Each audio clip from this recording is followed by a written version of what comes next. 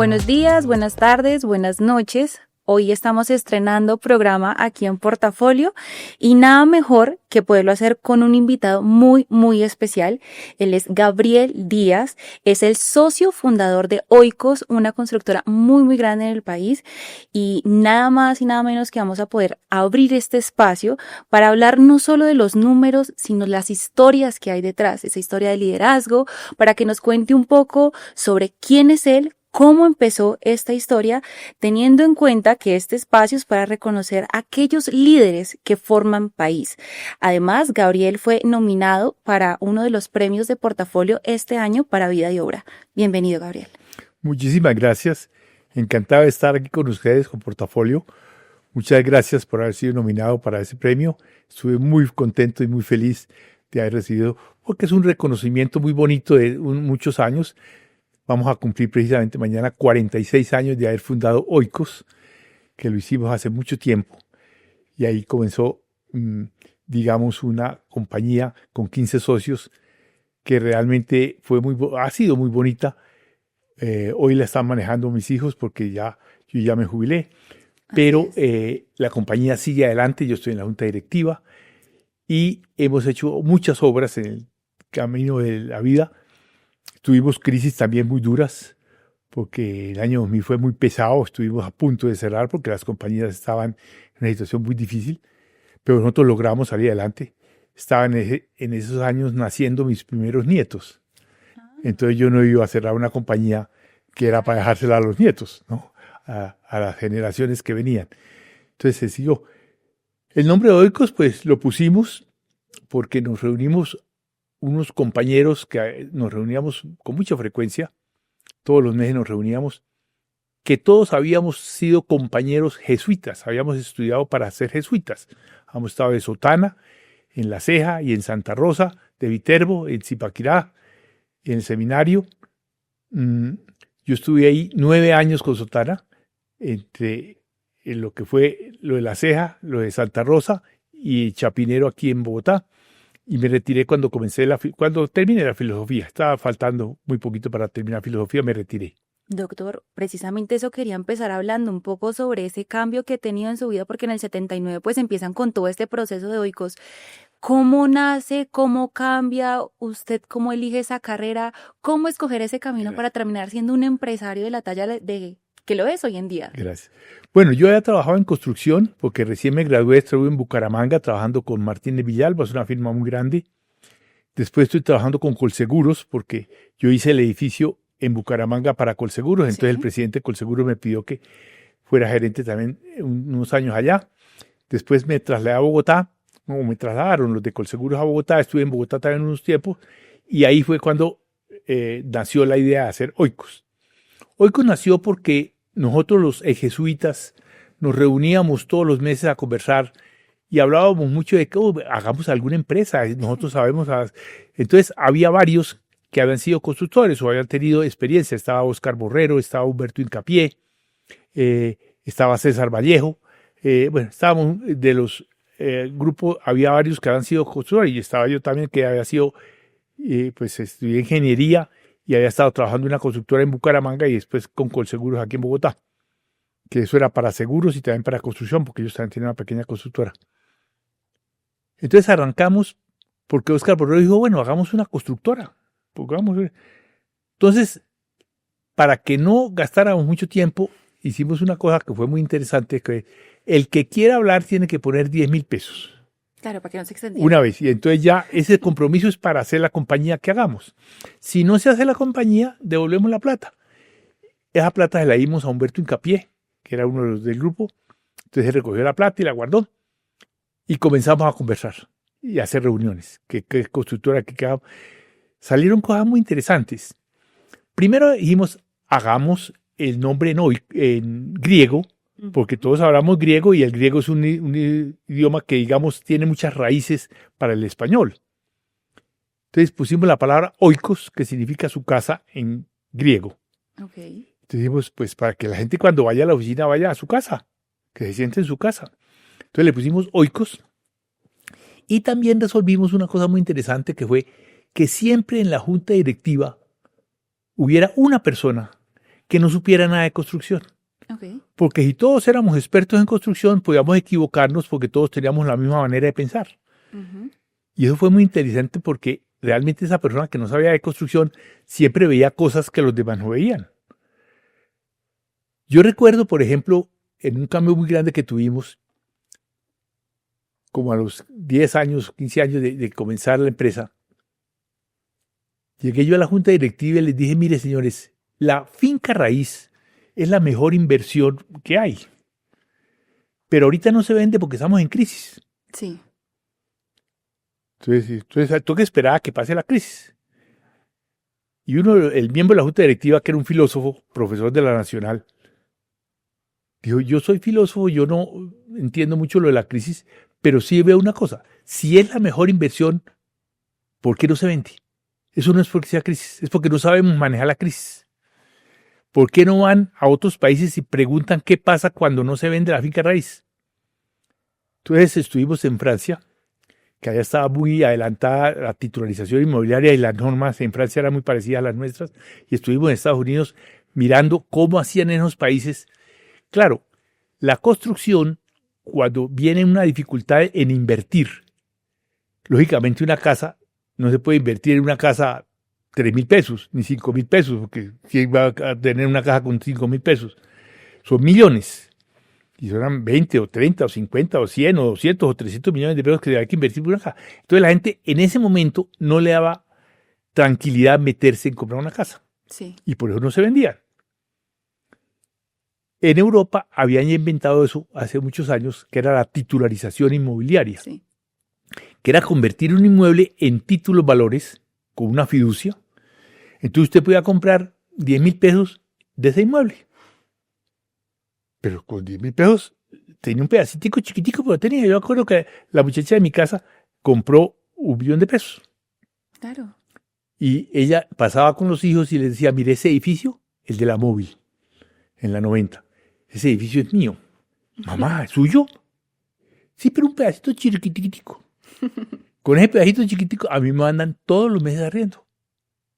Entonces cambió la filosofía de que usted pudiera decir, hombre, yo quiero invertir 500.000 pesos en un edificio bueno, de primera clase. Pueden invertir, porque el edificio era de la fiducia y se hacían títulos que valían entre 10 o 50 o 100.000 pesos. Y lógicamente usted podía comprar 1 o 100 o 1.000 o 2.000 o 3.000 o 5.000 o los que quisiera. Entonces comenzó a venderse eso. Yo recuerdo que cuando hicimos la titularización, que fue con la superintendencia que nos aprobó al traerla a Colombia, yo invité al presidente Camacol para que me acompañara. Sí. Y dije, ¿qué es lo que van a hacer? Dije, no, vamos a hacer la titularización inmobiliaria. Dijo, ¿es eso qué es? ¿Hacer estudio de títulos? Dije, no. Estudio de títulos hacen los abogados. Claro. Titularización es convertir un inmueble en títulos valores de tal manera que usted puede invertir cualquier cantidad en el inmueble. Entonces, todo el mundo puede ser dueño de un edificio como el de la móvil. Todo el mundo. Y es esa transformación precisamente, pero poder llegar hasta ese punto, supongo que tuvieron que pasar varias etapas. Sí. Precisamente, justamente hablamos de que 10.000 pesos cada uno para poder participar en el negocio. Uh-huh. ¿Cuánto finalmente terminaron invirtiendo todos? ¿Y cómo fue ese proceso de poder conseguir el capital para poder llegar a poder construir? Sí. Hoy, hace 46 años, nació como casi 1.000.000 de pesos, eran como 380.000 y 400.000 pesos. Comenzamos para organizar éramos 15 socios. Y el primer crédito nos lo dio precisamente la Caja Social Colvina, que estaba en manos de los jesuitas. Entonces ellos nos aprobaron el crédito, porque lógicamente nosotros no teníamos todavía oficinas, no habíamos hecho ningún edificio. Cada uno de nosotros había construido, pero no, la compañía como tal, Oikos, no había hecho ningún edificio, era el primero que iba a hacer. Pero nos prestaron, entonces arrancamos con Oikos 1, uh-huh, que es ahí en la Boyacá, con 26. Y después hicimos Oikos 2, Oikos 3, Oikos 4 y Oikos 5. Cuando llegamos a 5 dijimos no sigamos poniéndole el número, porque entonces todo el mundo sabe cuántas hemos hecho. Entonces la siguiente fue Oikos 86, que fue en la calle 86, que fue un edificio de apartamentos. Para despistar un poco. Sí, no, y que fue un edificio de estrato 6. Claro. Era el primero que hacíamos. Yo vivía ahí en ese edificio, que yo compré un apartamento ahí, yo viví ahí varios años. Entonces se hizo ese edificio y comenzamos ya a hacer edificios en muchas partes. En este momento hemos hecho más de 400, 500 edificios ya en todo el país, en todas partes. Ahorita estamos creciendo mucho porque ya en este momento tenemos más de 30 proyectos en ejecución. que no es fácil porque 30 proyectos en un momento actual que es difícil, hay que mantenerlos con mucho cuidado, ¿no? Pero una cosa muy buena que hicimos fue, primero, que en la junta directiva hubiera alguien que no supiera de inmobiliaria. Eso fue muy bueno, porque Claro. con eso nos ayudó mucho a pensar diferente. Y segundo, no hacer una sola cosa. Nosotros hicimos lo de la titularización, hicimos lo de la construcción, a lo más importante, pero teníamos la titularización para ayudar a manejar, y después abrimos Oikos Gestoras hace como unos 25 años, que Oikos Gestoras ha crecido muchísimo. Ahorita Y fueron básicamente pioneros. Sí, ahorita tenemos más del 60% de las microbodegas, porque esas son pequeñas bodegas, de las microbodegas en Colombia. Estamos manejando más del 60% del mercado, lo cual es muy importante. Y vamos a abrir por fuera. Bueno, ya hemos abierto en varias ciudades, ya estamos en varias ciudades con Oikos Storage, pero estamos abriendo por fuera, estamos abriendo Ecuador, que ya se abrió, y vamos a abrir el Perú y seguramente Chile también. Estamos abriendo por fuera para tener varias oportunidades, ¿no? Así es, doctor. Ustedes básicamente no se han quedado quietos y la innovación se ha convertido en un valor fundamental para ustedes. Es así. ¿Qué otros valores considera esenciales a lo largo de su carrera que ha tenido que manejar como líder? Yo creo que el valor más importante es que el grupo de empleados que esté con uno quiera la compañía, que se sienta contento y feliz trabajando en Oikos. Que no sea como quien dice, yo voy a trabajar para que me paguen, pero a mí no me interesa la compañía nada. No, sino que haya un interés, o sea, el compromiso de cada empleado. Nosotros tenemos ya un grupo muy grande de empleados, de más de 1,000 empleados que lógicamente están en las obras, están en la oficina de más de 300 empleados. O sea, hay muchas personas que participan con nosotros. Entonces, que ellos sientan ese compromiso. Y eso sí lo hemos logrado muy bien. Que todos los gerentes sientan ese compromiso, que se junten, que hablen entre sí, que propongan cosas, que se les oiga. Sí. Porque uno tiene que oír a los demás. Dios es tan inteligente que nos hizo con 2 ojos, con 2 oídos y una sola boca. Porque para que oigamos y veamos y miremos a los demás y hablemos menos de eso, porque lo importante es oír, escuchar, hacer partícipe a la gente. Que la gente que esté trabajando con uno sienta que ellos tienen el compromiso de salir adelante. Eso es un valor muy importante, que es el compromiso de todos los empleados con la compañía y que nos ha ayudado mucho, lógicamente, que ha servido mucho. Y lógicamente el cuidado. Por ejemplo, manejar muy bien la liquidez. O sea, si uno se queda sin plata, el problema es dificilísimo de resolver. Cualquier problema que usted tenga sin tener dinero para resolverlo es gravísimo, porque nadie le para bolas. Ni los mismos bancos tampoco le van a prestar plata si usted no tiene respaldo. Entonces, la seguridad, el calibre de seguridad, la capacidad de seguridad, la confianza que uno dé a los demás es muy importante. También con el paso del tiempo la forma de liderar cambia, ¿no? Porque ahora vemos mucho eso de escuchar al empleado, empoderarlo, que se haga parte de la compañía, que se volvió un valor fundamental en las empresas, pero anteriormente era distinto y era mucho más sesgado la forma en que se dividían unas empresas. ¿Cómo ha sido ese proceso para poder adaptarse a esas nuevas formas de liderazgo? ¿Qué tanto le costó y qué ha ido cambiando a lo largo de los años? Bueno, en este momento uno tiene que manejar la empresa con mucha visión tecnológica. También, o sea, sí. El manejo de los robots, el manejo de la parte tecnológica, el conocimiento de la tecnología, del Internet, de la participación. Eso le hemos puesto mucho cuidado y en eso hemos tenido muy buena ayuda porque de parte nuestra, el esposo de mi hija es un experto en tecnología y nos ha dado un apoyo muy grande. Y mis hijos, ambos, que son los 2 que están manejando la empresa, Luis Aurelio y Claudia, han estado muy comprometidos con la tecnología y le meten mucho, tanto que uno ya, si va a una obra, casi no necesita sino el teléfono, porque ahí aparece todo. Y porque ahora todo está, que si ya llegó el hierro, sí, llegó ayer a las 3 de la tarde, pero faltaban 2 varillas, ¿no? Porque todo está ahí. La tecnología le está diciendo a uno todo. Entonces, si uno no participa de esa inteligencia artificial, de esa capacidad tecnológica, uno se va quedando por fuera de las cosas. Entonces, en la tecnología es muy importante ir avanzando y no dejar al lado de decir, no, yo no me meto en eso, yo no me meto en la tecnología, porque entonces uno se queda ausente de lo que es el manejo y lo que va a ser el manejo, porque eso va a cambiar más todavía. Claro. O sea, en los próximos 6, 7 años el cambio va a ser mucho más grande y lógicamente toca estar encima de eso y conocimiento de eso. Justamente hablábamos al comienzo de la conversación sobre esos retos que uno afronta también en el camino. Quisiera preguntarle, con todo esto que ha pasado en el paso del tiempo, ¿cuál considera que fue el momento más retador de toda su carrera? Yo creo que ha habido dos que han sido muy duros. El del año 2000, Claro, que fue terrible porque los bancos tuvieron que subir las tasas de interés altísimas, porque se volvió muy complicado vender los inmuebles, se paralizó mucho la construcción y tocó devolver muchos inmuebles sin terminar porque lógicamente no se vendían. es que la crisis fue terrible. Fue muy terrible y se cerraron muchas constructoras y ahí tocó hacerse uno a la idea. Afortunadamente en ese momento ya teníamos la titularización, entonces eso ayudó mucho a tranquilizar y teníamos también storage, que eso nos ayudó mucho a que storage asumiera. Porque lo interesante es que storage, que es guardar mercancías, o guardar trasteos, o guardar todas las cosas, crece mucho cuando la crisis inmobiliaria se vuelve más grave. Okay. Entonces hay un contraste de crecimiento contra la crisis inmobiliaria. Entonces eso compensa mucho y es muy fuerte tener ese mecanismo. Como dicen, una mesa de una sola pata se cae muy fácil, Claro. pero de 4 patas no se cae. Que 4 patas siempre. Entonces hay que tener esa segunda oportunidad, esa opción. Y ahorita estamos abriendo por fuera. También la constructora.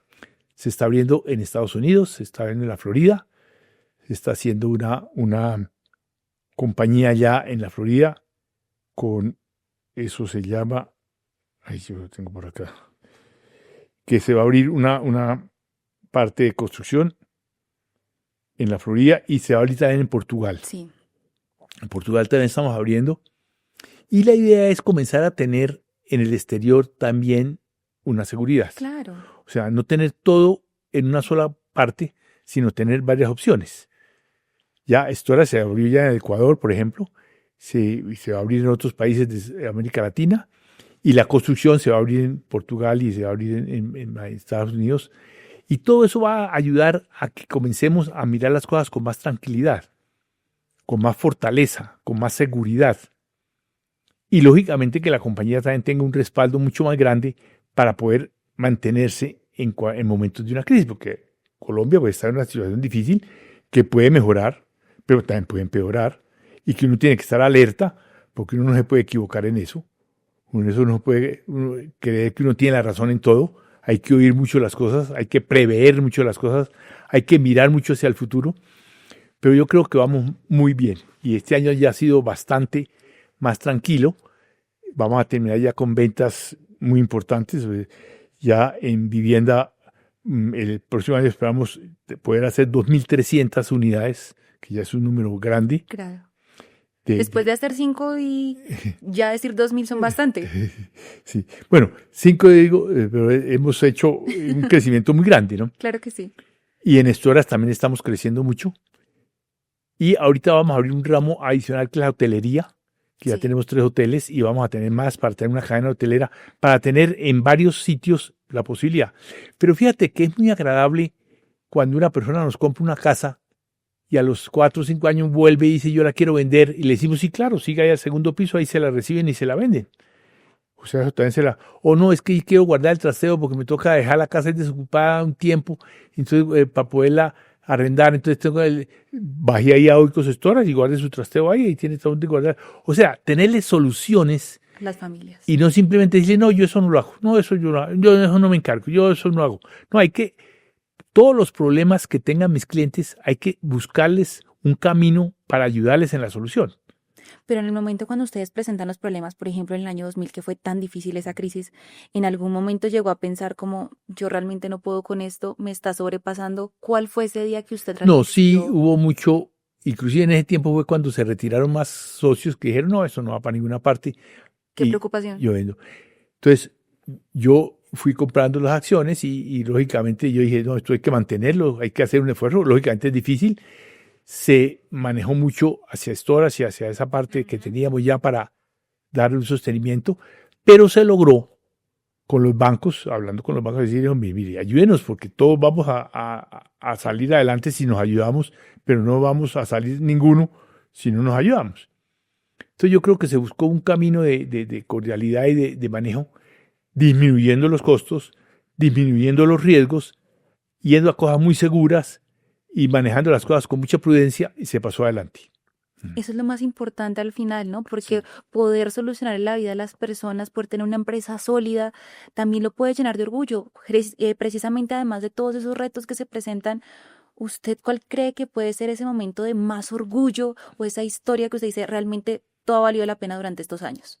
Yo creo que lo más orgulloso y lo más grato y lo más favorable fue el haber sido capaz de entregarle a los hijos sin estorbarlos, dejándolos hacer, pero apoyándolos en todo y que ellos lo asumieran. En primer lugar, porque ese cambio fue muy importante, porque ellos son muchísimo más capaces en la tecnología, muchísimo más capaces en los cambios que uno ya tiene 80 años y ya tampoco puede uno pensar que lo sabe todo. Y segundo, porque ese cambio de generación es muy importante hacerlo soltando las cosas. Porque si uno dice, venga a trabajar conmigo, pero yo sigo mandando, dice, no, pues si usted sigue mandando, entonces trabaje usted solo. Porque, uno tiene que ceder y entregar para que los hijos asuman. Pero los hijos tienen que responder y ser capaces de recibirlo, porque si no acaban con la empresa. Y ese paso fue muy bien dado y yo creo que muy exitoso. Hoy ellos están manejando absolutamente toda la empresa. Entonces son capaces de manejar todo y la han crecido enormemente. Cuando yo estaba presidente de la empresa, éramos 12 o 15 proyectos, fueron más que tuvimos. Ahora son 30 proyectos. Sí. O sea, han crecido enormemente. Ya no solo en el país, sino en el mundo. No, y Storas ha crecido enormemente. Hoy somos la principal compañía de bodegaje pequeño en Colombia. Claro. Y estamos abriendo en el exterior y estamos dando solidez a la empresa. Y ese paso es el más importante que yo he dado en la vida y el que más me satisfacción le ha dado, porque eso ya los nietos ya están participando en las juntas directivas. Entonces porque ya uno ya es profesional, el nieto mayor ya es profesional, entonces vive en Estados Unidos y trabaja en Estados Unidos, pero participa en las juntas directivas. Qué orgullo que toda la familia esté involucrada. Sí, y la segunda nieta, que ya va a terminar su carrera, está también en Estados Unidos, pero también ya está en la junta directiva. Entonces, eso hace que uno vea que el paso fue bien dado, que uno entregó a tiempo, que uno no estorbó el paso y que uno permitió que las cosas se fueran haciendo como son. Y eso sí es muy satisfactorio. Eso sí es muy satisfactorio y eso lo hace a uno sentir pleno, porque yo sigo asistiendo a la junta directiva, pero ya no soy responsable de la obra como tal, del manejo inmediato de las cosas. El manejo lo hacen ellos directamente. Yo voy a las obras y las visito y las veo, pero yo ya no doy ninguna orden allá porque ya no tengo el manejo ni la responsabilidad de esos manejos.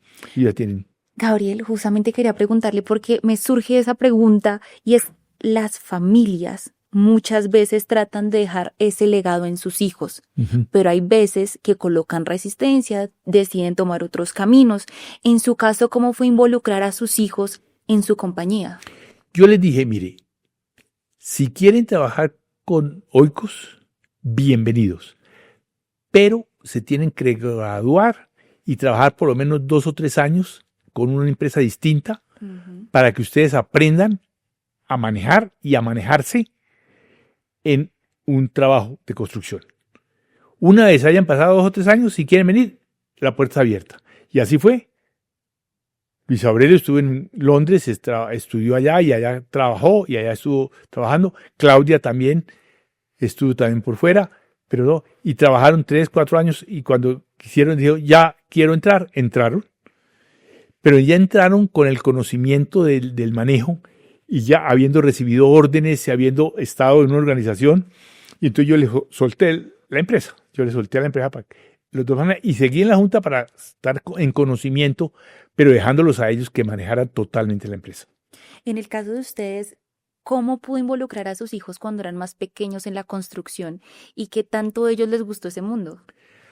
Bueno, ellos me acompañaban mucho a las obras y yo siempre les contaba de todos los problemas que teníamos y hablábamos mucho en la casa de las situaciones difíciles. Yo decía, mira, tengo un problema, me gustaría oír qué concepto tienen, y ellos me ayudaban mucho en dar sus ideas. Y cuando las ideas que ellos daban se lograban hacer efectivas y se lograban, yo se los contaba. Decía, mire, lo que tú me dijiste hace 8 días, te quisiéramos esto, lo hice y eso resultó muy bueno. Entonces ellos se sentían, digamos, muy partícipes e iban mucho a la empresa y en vacaciones iban a trabajar en alguna cosa y entonces yo les permitía que hicieran algunas labores, pero como aprendiendo todavía. Después ya cuando se graduaron, Luis Aurelio estudió ingeniería en la Javeriana y Claudia administración de empresas en los Andes. Cuando se graduaron, estuvieron en empresas diferentes y ya cuando dijeron yo quiero pasarme a Oikos, se pasaron y lo recibieron muy bien. En el paso de estos años, ¿cuál cree que fue de pronto su legado para sus hijos en la forma de liderar? ¿Cuál cree que fue esa clave que usted le pudo dejar? Oír mucho a los demás. O sea, oigan las personas. Rodéense muy bien de gente de confianza, pero al mismo tiempo óiganlos porque uno no lo sabe todo. Es imposible creer que uno sabe todo. Uno tiene que saber que muchas cosas tiene que participar con otros, obviamente viendo que se hagan bien, pero dejando que también los demás puedan participar y se les pare bolas en lo que dicen, en lo que opinan, en lo que se preocupan, en lo que tienen dificultad. Eso es súper clave. Y que en este proceso también me gustaría saber, porque es interesante saber que el legado lo siguen sus hijos, ¿no? Precisamente, ellos en algún momento en esa transición de poder dejar usted el cargo y ellos ingresar, lo han llamado a decirle, papá, realmente no sé qué hacer, ayúdeme. Sí, sí, y lo hacen con frecuencia, pero lógicamente después de que ellos han analizado y estudiado y no han encontrado una solución, entonces, ¿qué podría hacerse aquí? Y además en la junta directiva se lleva siempre la problemática para que la junta la resuelva, que la junta esté. Y el hecho de que en la junta directiva participen otras personas también es importante porque vemos otras opciones, vemos otras posibilidades. Pero sí, ellos siempre lo consultan, siempre están atentos a lo que dicen los demás y siempre oyen las cosas. ¿Qué consejo podría dejarle a un hijo de una persona que quiere ser emprendedora? ¿Qué consejo podría darle a ese padre y a ese hijo para poder llegar a tener una empresa como la suya, así de fuerte y consolidada? Que participe mutuamente, o sea, que no se sienta ninguno de las dos partes sola, sino que sea una participación, oír a los demás, participar con los demás, tener atento y saber que uno tiene que consultar, ayudarse y acompañarse muy bien. En todo ese proceso también me gustaría saber, porque debió ser muy difícil poder manejar una compañía después de los mil, básicamente, pues solo intentando resolver una cosa y la otra y manejar su vida personal también. Claro. ¿Cómo mantener ese equilibrio para no descuidar ninguno de los dos?